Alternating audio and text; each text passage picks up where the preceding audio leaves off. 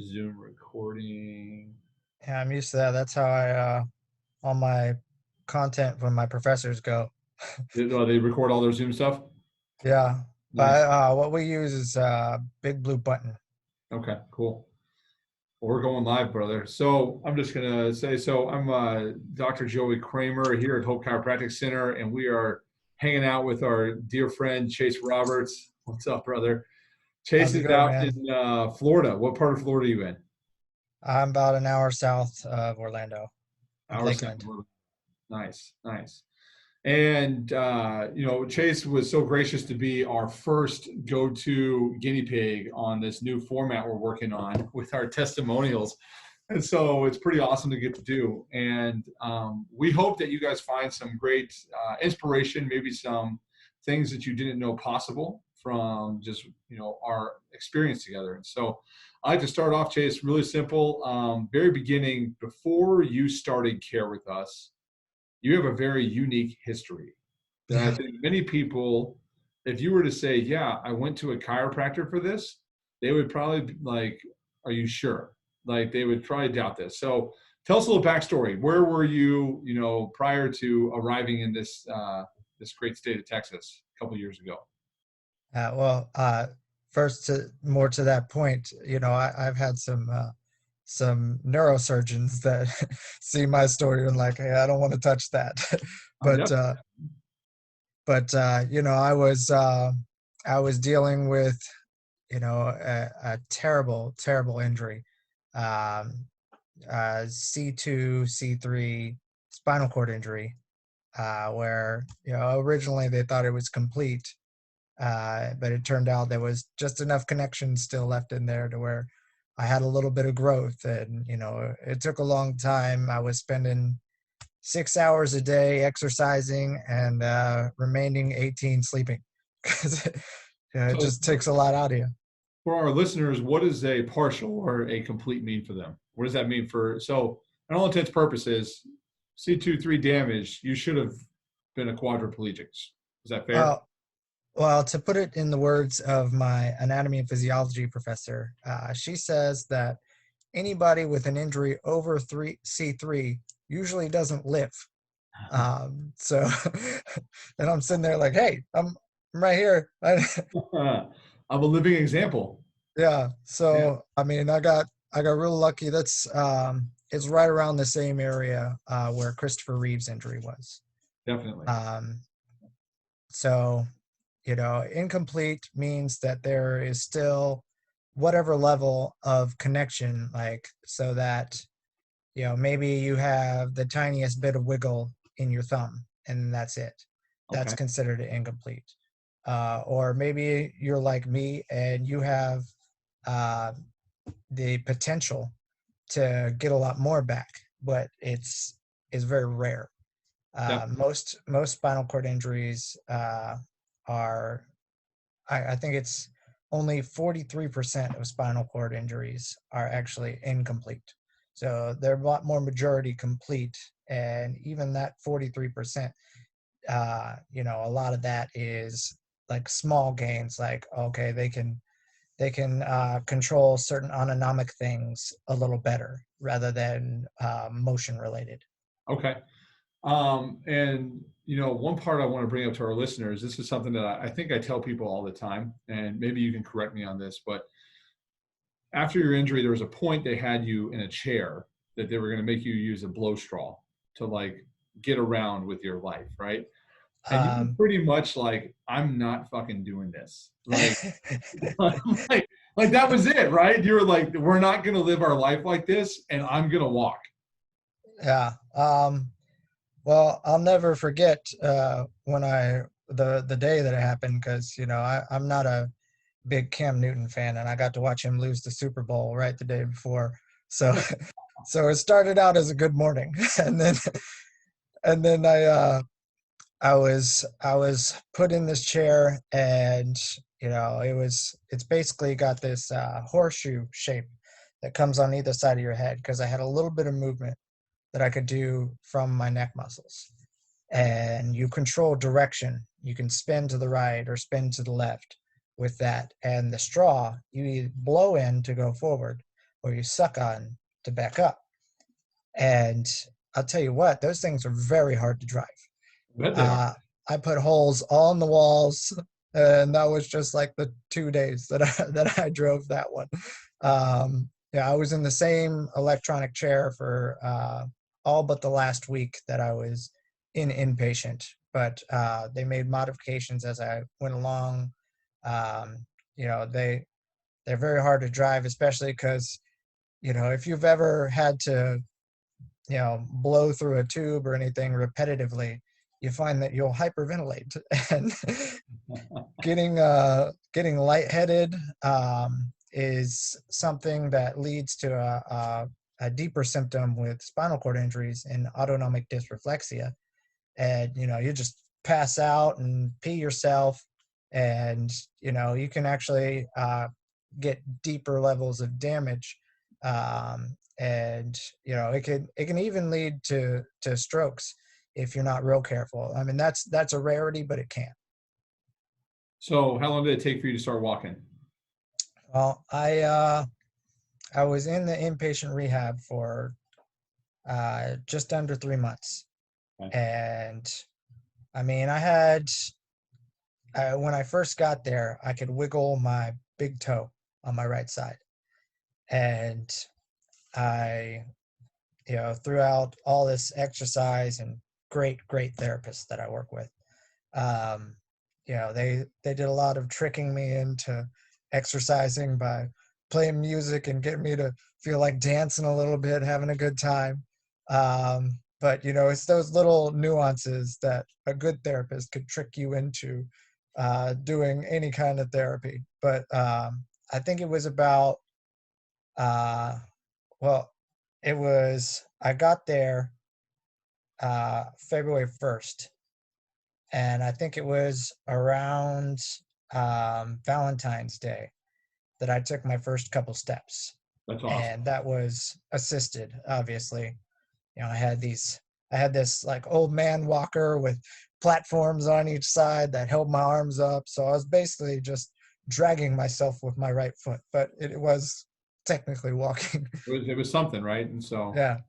but from there you improved, um, and then you ended up coming to Texas. How longer after the improvement did you end up in Texas?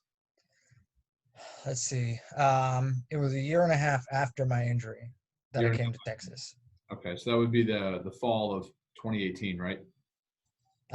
It was July 4th weekend. Yeah, July 4th week in 2018, and we met shortly thereafter. Yeah, it was, I think my first day, because I came in to visit my aunt and uncle Yeah. and my cousin a week before that, and then decided to move out there and met you. I think it was my first day there, actually. Justin's place, right? We met over at Procore. Justin gave me a call and said, "Hey, I got a guy you need to come work with."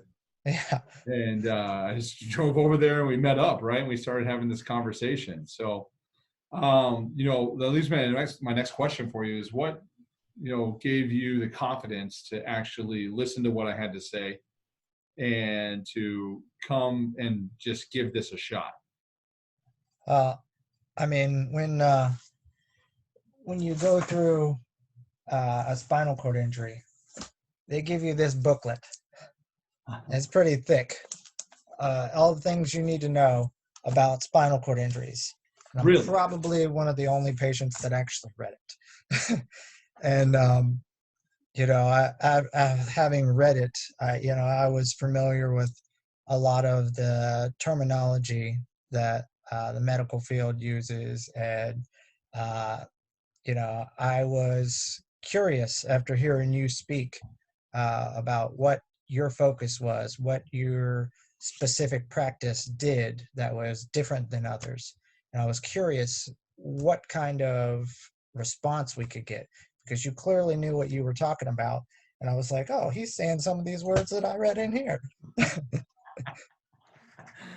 That's good to hear. I like that. And so when we started care, I mean, like, let's jump into this. What were the tangible benefits you saw? I mean, if we start from the very beginning, right? A lot of people have concerns. They're like, what am I going to see change?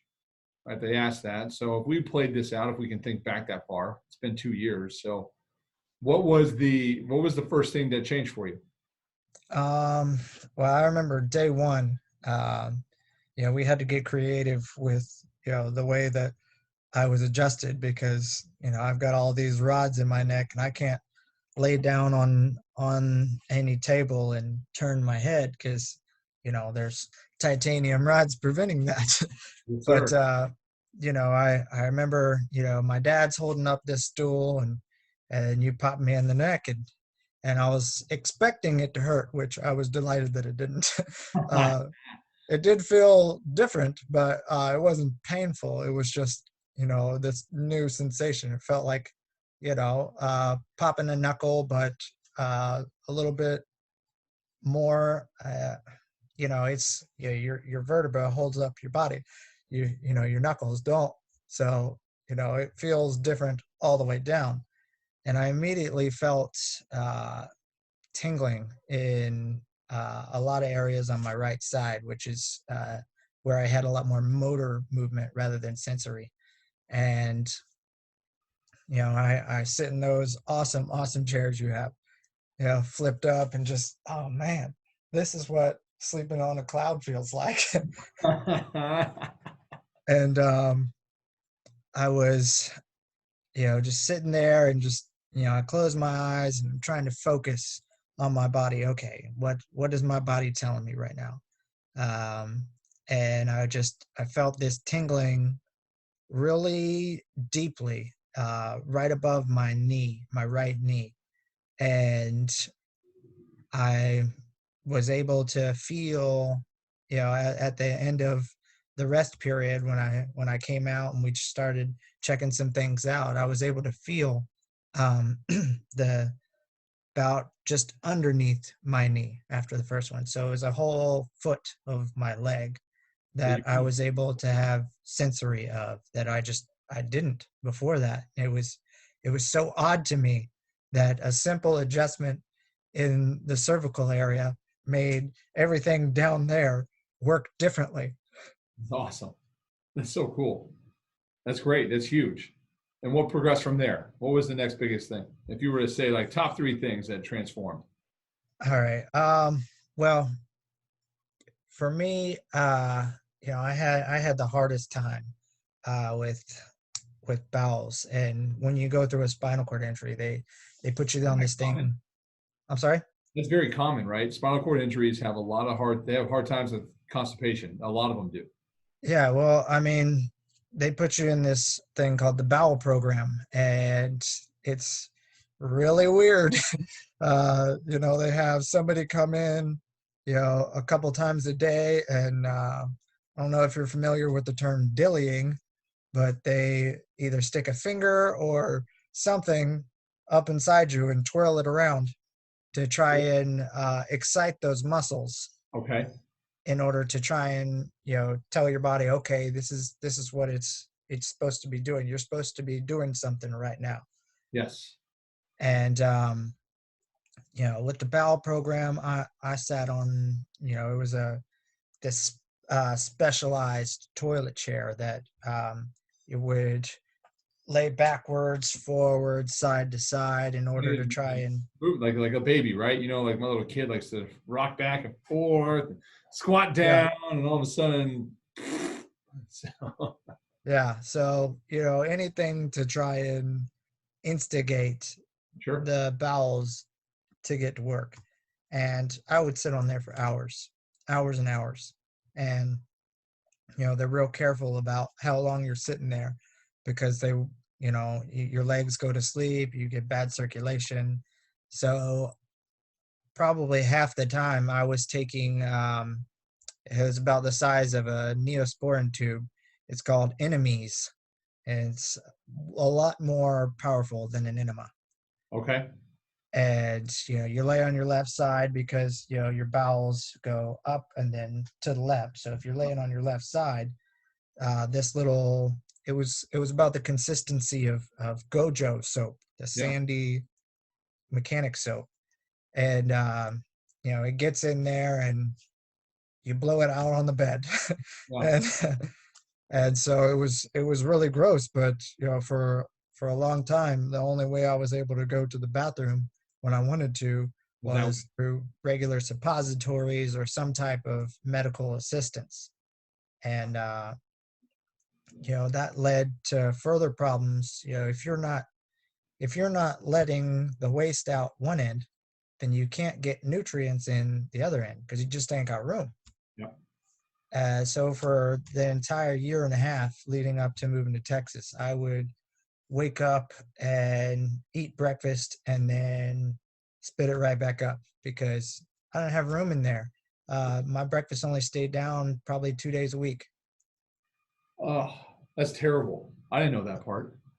Yeah, and I was, you atrophy from laying in the bed all the time, and so I went from 185 to 115, and I would have probably gotten even lower than that had I not come to you, because you can't gain weight and be your regular self if you don't have your system working in the correct direction. Yeah, very true. So how long in did it take to fix it with us? I can't remember. You got to tell me, what do you think? Was it 3 months that you started regular movements? Well, I mean, it went from once a week to twice a week within the first couple weeks. That's awesome. So I mean, it doubling my results for my Your bowel time movement. spent Yeah, trying to poop was a big step for me. I mean, pooping more than once a week is something that people take for granted because you don't think about people that are just not able to. Yeah, yeah, and I watched one of my heroes, Steve Gleason, former Saints player, yeah. uh, deals with ALS, and I watched in this documentary he has, and he has got people over there sitting him on the toilet and pushing his stomach up this way and that way, and I'm like, I deal with that. I know what that's like. Yeah. And so what? 3 months in, 4 months in, you were going on demand, no problem. It may have been even sooner than that. Maybe soon. Uh, Right. I mean, like it's but pretty quick to resolve. yeah, it was. I mean, I remember coming into you one day and went, dude, it's 1 o'clock in the afternoon and I've already pooped 3 times today. Just like, Oh, that's awesome, man. It's a good thing. Those are super important things for us, right? I mean, it's something that we, yeah. yeah. So was that an expected result or an unexpected result? What did you think? I mean, it was more of a shoot your shot in the dark and hope for the best. Okay. Uh, so, I mean, we got the best out of it for sure.